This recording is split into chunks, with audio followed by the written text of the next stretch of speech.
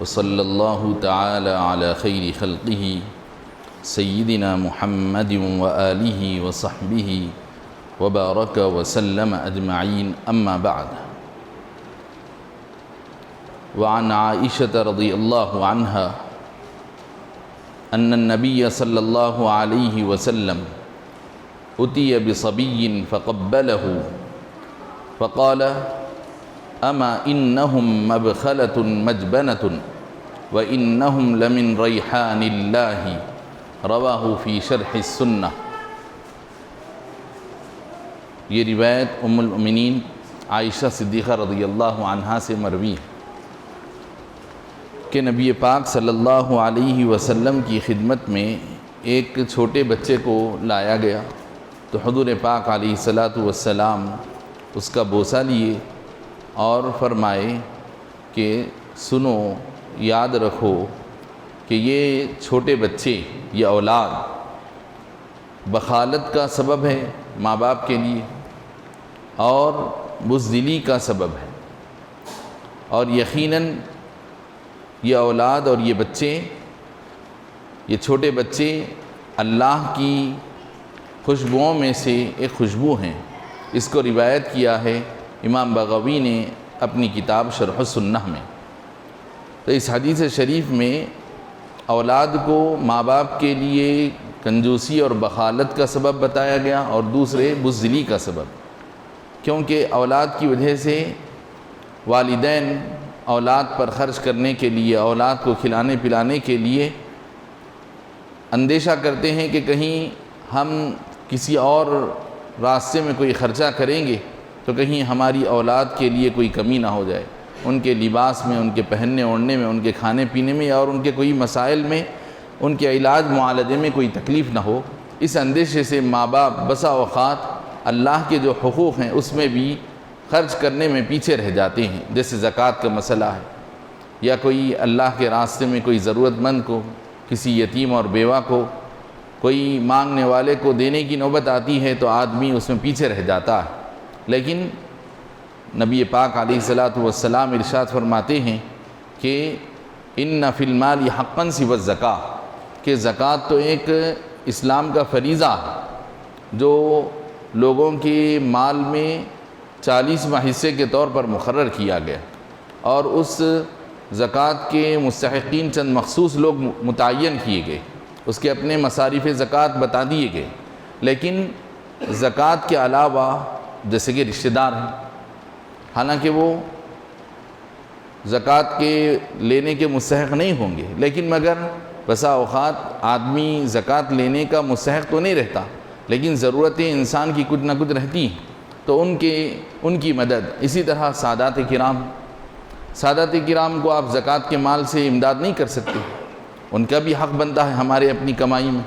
یہ نہیں کہ میں زکوٰۃ ادا کر دیا اور میرے ساری ذمہ داریاں پوری ہو گئی، ایسا نہیں ہوگا، بلکہ زکوٰۃ کے علاوہ کچھ اور بھی ذمہ داریاں ہمارے مال میں بنتی ہیں، وقتاً فوقتاً ہم کو اس کا جائزہ لینے کی ضرورت پڑتی ہے، لیکن آدمی اس سے غافل ہو جاتا ہے۔ کیوں؟ اولاد کی محبت میں۔ اسی طرح اللہ کے راستے میں جب ہم کو وقت آتا ہے، اگر اللہ کے راستے میں ہم کو اپنی کوئی قربانی دینے کا وقت آتا ہے، ہماری اپنے جان کی، مال کی، یا ہماری اپنی توانائیوں کی، ہمارے کو اللہ تعالیٰ نے جو نعمتیں دی ہیں، جو صلاحیتیں دی ہیں، ان صلاحیتوں کو جب اللہ کے راستے میں کام میں لانے کی نوبت آتی ہے تو آدمی بزدلی کا شکار ہو جاتا ہے۔ لیکن اس کے ساتھ ساتھ ایک حقیقت اور ارشاد فرمائے نبی پاک علیہ السلام کہ یہ جو چھوٹے بچے ہوتے ہیں اتنے پاک صاف اور پاکیزہ ہوتے ہیں، گویا کہ یہ اللہ کی خوشبو ہیں، جنت کی خوشبوؤں کا حصہ۔ وعن ابی ہریرہ رضی اللہ عنہ قال قبل رسول اللہ صلی اللہ علیہ وسلم الحسن بن علی وعنده الاقرع بن حابس رضی اللہ عنہ فقال الاقرع ان لی 10 من الولد ما قبلت منهم احدا فنظر الیہ رسول اللہ صلی اللہ علیہ وسلم ثم قال من لا يرحم لا يرحم، متفق علیہ۔ حضرت ابو ہریرہ رضی اللہ عنہ روایت کرتے ہیں کہ رسول پاک صلی اللہ علیہ وسلم ایک مرتبہ اپنے نواسے حضرت حسن بن علی رضی اللہ عنہ کا بوسہ لیے، اور اس وقت حضور کے پاس حضور کے ایک صحابی اقرع بن حابس رضی اللہ عنہ بیٹھے ہوئے تھے۔ تو وہ صحابی اقرع بن حابس رضی اللہ عنہ عرض کرنے لگے کہ حضور میرے تو 10 بیٹے ہیں، 10 اولاد ہیں میری، 10 اولادیں ہیں میری، 10 بیٹے بیٹیاں ہیں میری،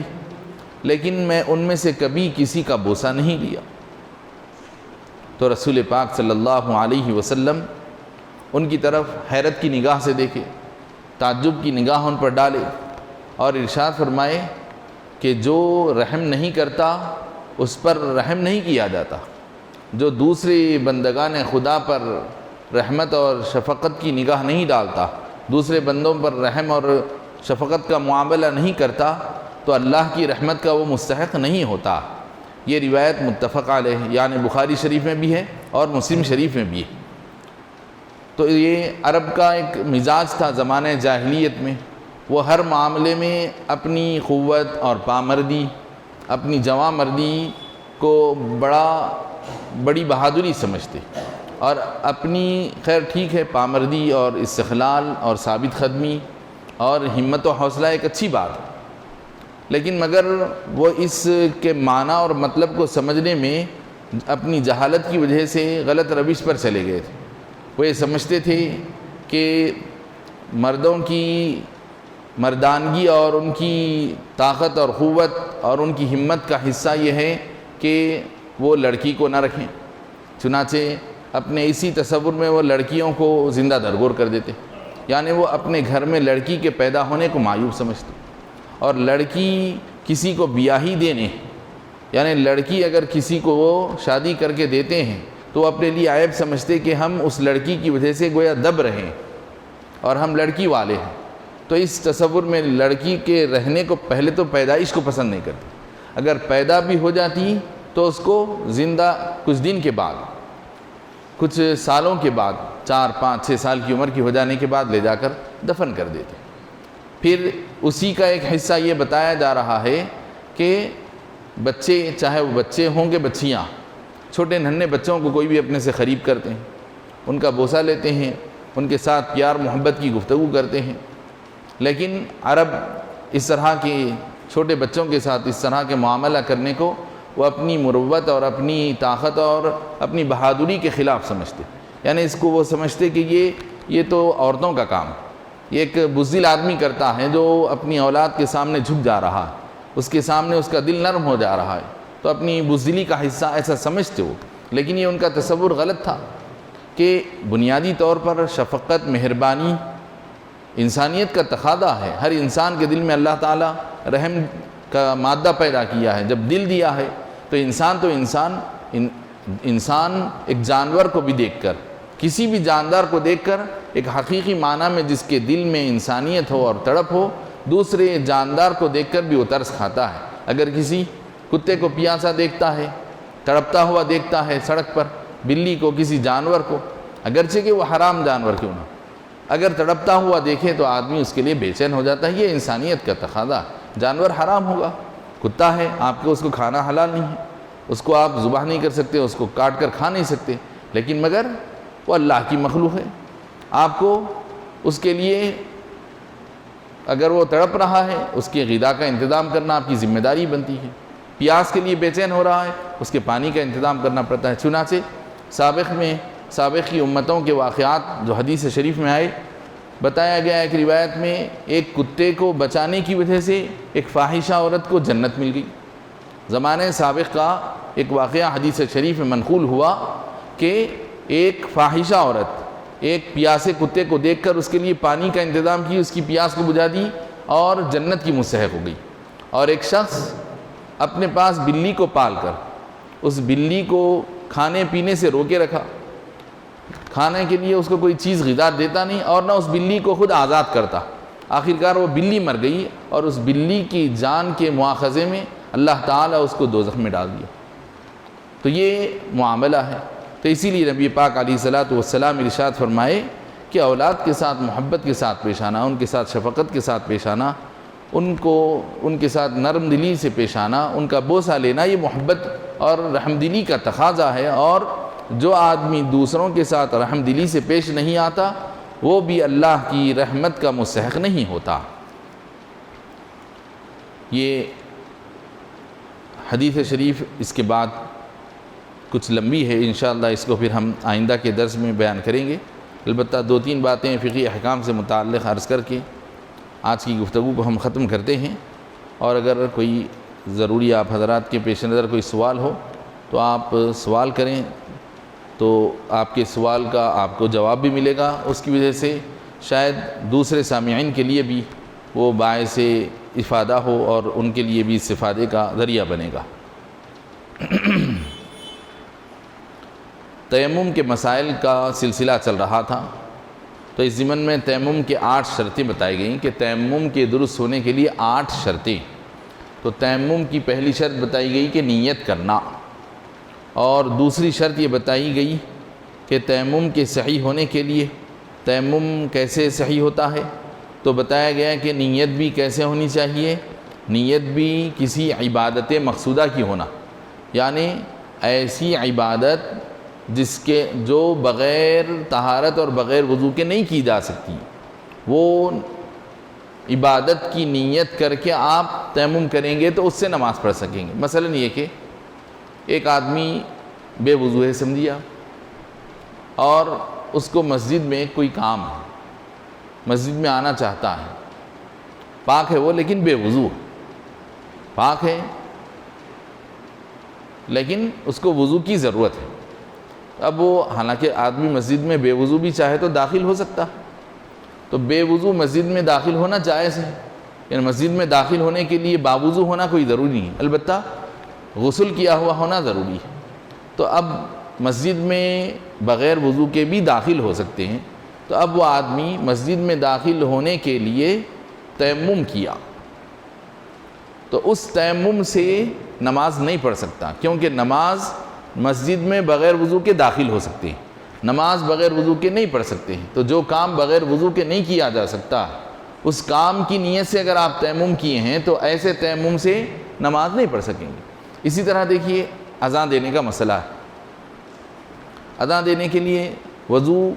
رہنا ضروری نہیں ہے، بغیر وضو کے بھی مؤذن صاحب اگر اذان دیتے ہیں اذان ہو جاتی، البتہ مستحب ہے کہ باوضو اذان دی جائے۔ تو اب یہ سمجھیے کہ مؤذن صاحب وقت قریب ہے، وقت کی تنگی کی وجہ سے کیا کیے، اذان دینے کے لیے تیمم کیے، اور اذان کوئی عبادت مقصودہ نہیں، تب اذان دینے کی نیت سے انہوں نے کیا کیے، تیمم کیے۔ اب اس کے بعد جب نماز کا وقت آیا تو پانی نہیں تھا،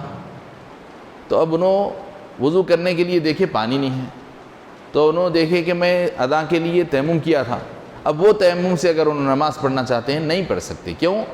اذان ایک ایسا کام ہے جو بغیر وضو کے ہو سکتا ہے، تو جو کام بغیر وضو کے کیا جا سکتا ہے اس کی نیت سے آپ تیمم کیے ہیں تو اس تیمم سے آپ نماز نہیں پڑھ سکتے۔ لہذا تیمم کے لیے کیسے کام کی نیت ہونا ضروری ہے، تیمم اسی تیمم سے نماز ہو سکتی ہے جو تیمم یا تو نماز پڑھنے کی نیت سے کیا گیا ہو، یا پھر یہ کہ اپنے جسم پر جو حدث اصغر ہے، یعنی جو چھوٹی سی ناپاکی ہے، اس ناپاکی کو دور کرنے کی نیت سے جو تیمم کیا گیا اس نیت سے ہی نماز پڑھی جا سکتی ہے، اس تیمم سے نماز پڑھی جا سکتی ہے۔ لہذا لا تصح بدون طہارت فلا يصلي به اذا نوى التيمم فقط او نواه لقراءة القرآن ولم يكن جنبا۔ اسی طرح بتا رہے ہیں کہ اگر کوئی آدمی بس خالی تیمم کی نیت ہی انہیں، تیمم کس کے کیا کام کے لیے کر رہا ہے وہ نیت نہیں کیا انہیں، یعنی یہ تیمم میں نماز پڑھنے کے لیے کر رہا ہوں، اس نیت سے اگر آپ تیمم کریں گے تو اس تیمم سے نماز درست، اور اگر آپ تیمم اذان دینے کی نیت سے کیے ہیں تو اس تیمم سے نماز نہیں پڑھ سکتے، اور اگر آپ تیمم مسجد میں داخل ہونے کی نیت سے کیے ہیں تو اس تیمم سے نماز نہیں پڑھ سکتے، اور اگر آپ تیمم منہ زبانی قرآن پڑھنے کی نیت سے کیے ہیں، قرآن پڑھنے کی نیت سے تیمم کیے ہیں، حالانکہ قرآن منہ زبانی بغیر وضو کے پڑھا جا سکتا ہے، بغیر وضو کے قرآن پڑھ سکتے ہیں آپ، تب اس تیمم سے آپ نماز نہیں پڑھ سکتے۔ تو لہذا بتا رہے ہیں کہ اگر کوئی آدمی بس خالی تیمم کرتا ہوں میں بول کر نیت کر لیا تو ٹھیک ہے، تیمم تو ہوا اس کا، لیکن یہ تیمم نماز پڑھنے کے قابل نہیں ہوا، اس تیمم سے انہیں نماز نہیں پڑھ سکتا۔ او نواہ لقراءۃ القرآن، یہ ہے کہ اس نے قراءت قرآن کے لیے تیمم کیا بے وضو رہنے کی صورت میں۔ ہاں البتہ کوئی آدمی غسل کی حاجت تھی اور قراءت قرآن کے لیے تیمم کیا، تو چونکہ غسل کی حاجت والا شخص کے لیے قرآن کی قراءت کرنا جائز نہیں ہے، ایسی صورت میں وہ آدمی جو بے غسل تھا، جس پر غسل فرض تھا، وہ آدمی قرآن کی تلاوت کو اپنے لیے جائز بنانے کے لیے اگر تیمم کیا ہے تو اب یہ ایک ایسا کام ہے جو بغیر تیمم کے درست ہونے والا نہیں تھا، تو بغیر طہارت کے درست ہونے والا کام نہیں ہے۔ بے وضو آدمی قرآن پڑھ سکتا ہے، لیکن غسل کی حاجت جس کو ہے وہ قرآن نہیں پڑھ سکتا ہے۔ تو اگر کسی آدمی کو غسل کی حاجت تھی اور وہ اپنے قرآن پڑھنے کے قابل ہونے کے لیے غسل کے بجائے تیمم کیا پانی نہیں ہونے کی وجہ سے، تو اب اس تیمم سے وہ نماز پڑھ سکتا ہے۔ یہ چند مسائل تھے تیمم سے متعلق۔ اب جملہ اس کی 8 شرطیں بتائی گئیں، اس میں کی پہلی شرط نیت ہے۔ یہ تو نیت سے متعلق پوری تفصیل تھی، الحمدللہ وہ پوری ہو گئی۔ اس کے بعد اب اور جو 7 شرطیں ہیں تیمم کے درست ہونے کی وہ آنے والی ہیں۔ وصلی اللہ تعالی علی خیر خلقہ سیدنا محمد وآلہ وصحبہ وبارک وسلم اجمعین۔ الحمد للہ رب العالمین والصلاة والسلام علی سید الانبیاء والمرسلین وعلی آلہ وصحبہ اجمعین۔ اللہم انا نسألک موجبات رحمتک وعزائم مغفرتك والعزيمة على الرشد والغنيمة من كل بر والسلامة من كل إثم والفوز بالجنة والنجاة من النار، وصلى الله تعالى على خير خلقه سيدنا محمد وآله وصحبه وبارك وسلم أجمعين، والحمد لله رب العالمين۔ سبحان الله وبحمده، سبحانك اللهم وبحمدك اشہد ان لا الہ الا انت استغفرک واتوب الیک۔ جی فرمائی۔ خواتین کے نماز کا طریقہ تھوڑا سا الگ ہے نا؟ نہیں، حنفیوں کے پاس تو الگ ہے۔ حنفیوں کے پاس یعنی مردوں کے لیے اور عورتوں کے لیے نماز کے طریقے میں تھوڑا فرق ہے، یعنی بہت ساری چیزیں تو ایک جیسی ہیں، البتہ جیسے کہ ہاتھ باندھنے کا مسئلہ ہے اور قاعدے میں بیٹھنے کا ہے اور سجدہ کرنے کا طریقہ ہے، اسی طرح قرات کا مسئلہ ہے۔ مردوں کے لیے قرات بلند آواز سے ہے، خواتین کے لیے بلند آواز سے نہیں ہے۔ تو چند ایسے مسائل ہیں جس میں خواتین کو الگ احکام دیے گئے ہیں مردوں کے مقابلے میں۔ تو جیسے کہ نماز میں بیٹھنے کی حیت ان کی الگ ہوگی، مرد آدمی دایاں پیر کھڑا کر کے تشہد میں بائیں پیر کو بچھا کر اس پر بیٹھتے ہیں، لیکن خواتین دونوں پیر کو دائیں جانب نکال کر بیٹھتی ہیں۔ اسی طرح آمین وغیرہ کا مسئلہ ہے، آمین مرد حضرات کسی قدر آواز نکال کر کہتے ہیں، ان کے لیے آواز نہیں نکلنا ہے۔ اور اس طرح جہاں آواز وغیرہ کا مسئلہ ہے کہ خواتین کے لیے، مرد آدمیوں کے لیے کوئی آدمی کوئی نماز میں گزر رہا ہے، اگر خواتین بھی کسی مسجد میں جماعت کے ساتھ جیسے حرم شریف وغیرہ میں نماز پڑھ رہی ہیں، تو مرد آدمیوں کے لیے حکم ہے کہ سامنے سے کوئی گزر رہا ہے تو اس کو آپ متنبہ کرنے کے لیے سبحان اللہ کہتے ہیں۔ خواتین کے لیے اپنی آواز بھی، ان کی آواز بھی پردہ ہے۔ اسلامی نقطہ نظر یہ ہے کہ عورت کا جسم جیسے پردہ ہے اس کی آواز بھی پردہ، تو وہ بھی پردے میں رہنا چاہیے کہ غیر مرد کو اس کی آواز بھی نہیں سنائی دینی چاہیے۔ تو اگر مرد آدمی کے سامنے سے کوئی گزر رہا ہے تو آپ بولیں گے سبحان اللہ، لیکن عورت سبحان اللہ نہیں بولے گی کیونکہ آواز اس کی دوسرے کے کان میں جا رہی ہے۔ تو اس لیے بتایا گیا کہ اس طرح سے ہاتھ ماریں گے، ہاتھ پر اس طرح سے ہاتھ مار کر متنبہ کرنا۔ تو اس طرح چند احکام ہیں تھوڑے سے، اس میں فرق ہے۔ اذکار نماز، تلاوت وغیرہ مردوں کے لیے اور عورتوں کے لیے ایک جیسی ہے، صرف بیٹھنے اور کھڑے رہنے وغیرہ کی جو حیتیں ہیں وہ حیتوں میں عورت کے گوشے پردے کا خیال کرتے ہوئے وہ حیت، اس کی جسمانی حیت کے اعتبار سے گوشے کے پردے کی جو زیادہ سے زیادہ مناسب صورت ہو سکتی وہ صورت اس کے لیے بتائی گئی، بس اتنا ہی فرق ہے۔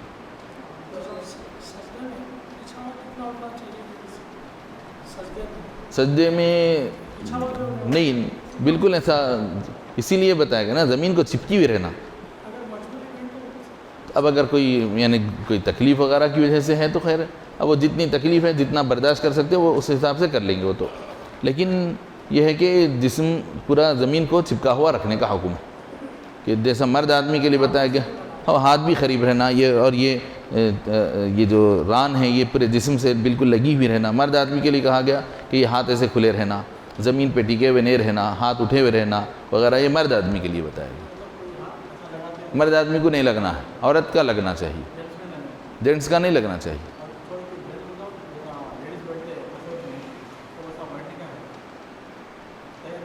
نہیں وہ سب وہ احناف کے پاس نہیں ہے، حنفیوں کے پاس نہیں ہے۔ وہ حنفی فقہ میں جن حدیثوں کو دلیل بنایا گیا ہے، حدیث کا جو ذخیرہ ہے امام اعظم تک پہنچا، اس کی بنیاد پر امام اعظم یہ طریقہ بتائے۔ اب رہا اہل حدیث وغیرہ کے پاس دوسری صورتیں بتائی گئیں، وہ لوگ کچھ دوسری حدیثوں کو بتاتے ہیں، روایت ان کے یعنی اب ان کی تحقیق میں جو روایت ہے انہوں اس کو پیش کرتے ہیں۔ ہماری تحقیق میں امام اعظم ابو حنیفہ رحمۃ اللہ علیہ، چونکہ آپ کا زمانہ صحابہ کے زمانے سے قریب ہے، صحابہ کے زمانے سے قریب کا زمانہ ہے، یعنی بالکل 80 ہجری میں تو ان کی پیدائش ہے۔ اب 20 سال کی عمر میں تو علم وغیرہ سے پڑھ کر فارغ بھی ہو گئے تھے، تو 20-25 سال کی عمر میں وہ مسائل کو بیان کرنے کے درجے میں آ گئے تھے، تو یعنی تقریباً 100 ہجری حضور کی ہجرت سے، یعنی حضور کے وصال سے 90 سال بعد، 90 سال کے بعد کے عرصے میں امام اعظم مسائل لوگوں کو بتانے اور بیان کرنے کے درجے میں آ گئے تھے۔ اب رہا یہ جو بعد کے جو امام بخاری وغیرہ ہیں، اس کے اور 100 سال بعد ان کا زمانہ ہے، یعنی حضور کی ہجرت کے 200 سال بعد کا زمانہ۔ تو صحابہ سے جو براہ راست قریب کے ذریعے سے علم پہنچا ہے، امام اعظم کو پہنچا ہے، تو اس لیے امام اعظم کے پاس جو احادیث پہنچی اس کی بنیاد پر فقہ حنفی میں یہ حکم بتایا گیا۔ جی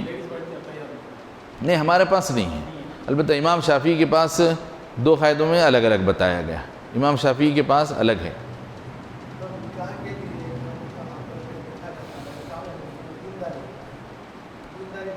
جی جی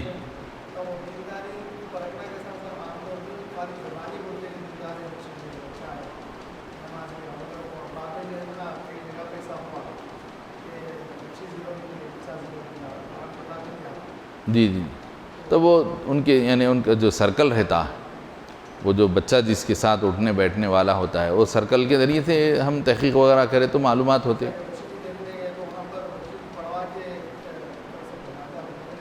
دیکھتے نا، عام طور پر دیکھتے بھی ہیں لوگ، پڑھوا کر دیکھتے بھی ہیں، قرآن وغیرہ پڑھوانے میں کوئی حرج نہیں ہے، کچھ چیزیں اذکار وغیرہ سنتے ہیں، کچھ سوالات کرتے ہیں، کیے جا سکتے ہیں، وہ یعنی ان کی تعلیم وغیرہ سے متعلق سوال کرنے میں کوئی حرج نہیں ہے۔ جی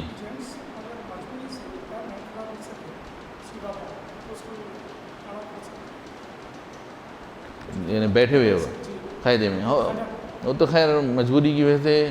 پیر کو آپ جیسا بھی ہے، تکلیف کی وجہ سے جیسا بھی ہے بیٹھ سکتے ہیں۔ جی کھڑے رہ کر وضو، ہاں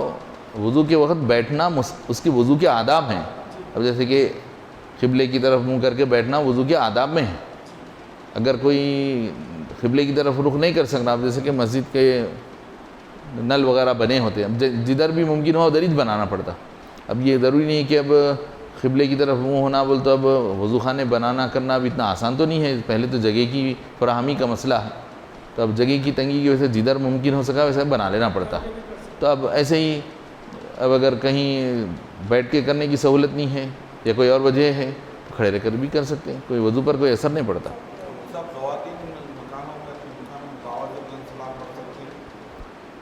باوضو جی جی بآواز کا مطلب یہ ہے کہ گھر کے باہر نہیں آنا، مکان کے اندر گھر کے افراد ہیں، گھر کے افراد کے درمیان پڑھ لینا، پڑھ لے سکتی ہیں۔ باواز بلند کا مطلب یہ کہ اب گھر کے حد تک ہی بس، اب اس سے باہر تو نہیں. جی جی جی پڑھ لے سکتے ہوں. یہ باہر نہیں آ رہی تو کوئی حرج نہیں، اندر باہر آ رہی تو نہیں آنا چاہیے نا، باہر تو غیر محرم لوگ کا گزر رہتا. جی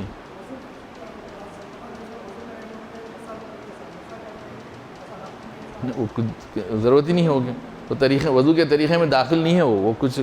لوگوں کی یعنی سمجھ کے وجہ سے وہ لوگ ایسا دیکھا دیکھی میں سیکھ گئے. وہ کوئی دیکھیے ہاں بول سکتے ہیں بالکل، وہ کرنے کی چیز ہی نہیں ہو. وضو سے اس کا تعلق کیا بتائیے؟ آپ چہرہ دھو لیے، ہاتھ دھو لیے، اس کے بعد مسح کرنا ہے. تو مسح میں کیا کرنا ہے؟ آپ کو پانی لینا ہے، زمین سے حوض سے پانی اٹھانا ہے یا نل سے پانی لیے، پانی چھوڑ دیے، ہاتھ کچا ہونا بس آپ کو، ہاتھ کچا ہو گیا. اس کے بعد 3 انگلیوں کو ملائیں اور یہ سامنے کا مسح ہو گیا. پھر یہ ہتھیلی کو بازو سے رکھیں، ادھر کر دیے، یہ کان سے انگلیوں کا مسح کر لیے، ہو گیا ختم. اب اس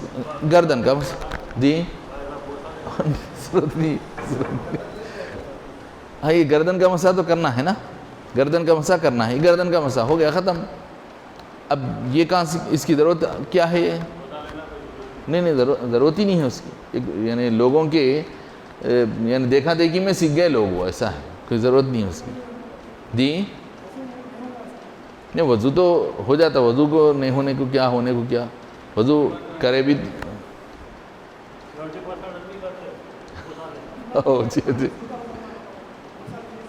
نہیں ایسا کچھ بھی نہیں ہوتا، لیکن وضو تو ہو جاتا، لیکن ایک فضول کام ہے، غیر ضروری کام ہے. یعنی شریعت نہیں بولی سو بے ضرورت کام ہے وہ. سبحان اللہ و بحمدہ، سبحانک اللہم و بحمدک، اشہد ان لا الہ الا انت استغفرک و اتوب الیک.